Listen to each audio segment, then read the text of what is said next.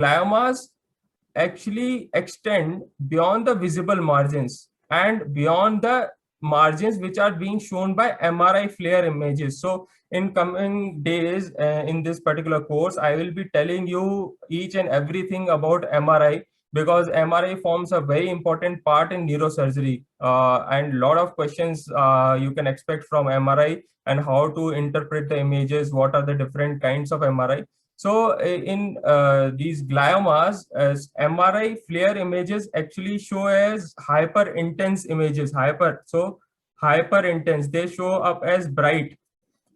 So these bright images, a bright particular area of tumor, what MRI is showing, beyond that 20 millimeter, beyond that particular area, tumor cells are extending. So my motive to make the patient disease free is to excise the tumor and excise the 20 millimeter margin of the tumor. So that is my sole purpose.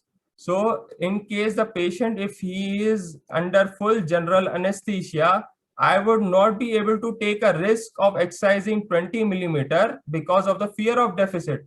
So that's why what I do is I will keep the patient awake. I will keep the patient awake.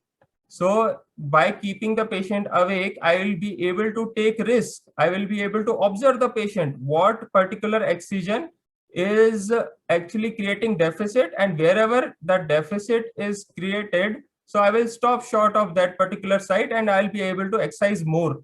So that is the importance of awake craniotomy, that you are able to excise more because you are observing the patient.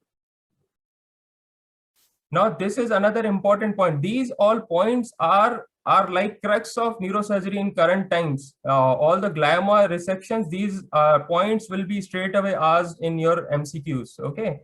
So what it was found was that better extent of resection by using intraoperative mapping improved outcomes in both low and high grade gliomas. So if you want to do intraoperative mapping, you need to keep the patient awake.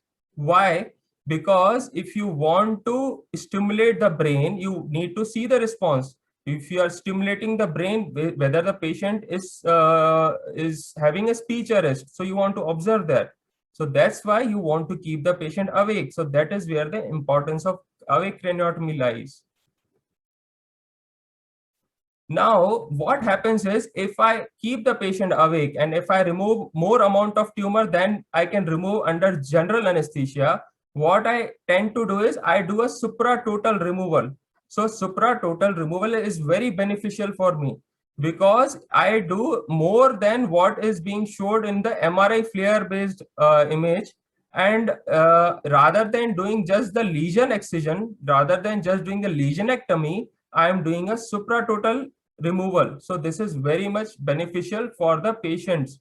So it is so much beneficial that the benefits actually exceed the benefits of operating on a young individual, operating on a patient with better Karnofsky score, operating on a patient with having lesser tumor volume. Even better than that, if you are operating on a patient with supratotal resection, it is better, right?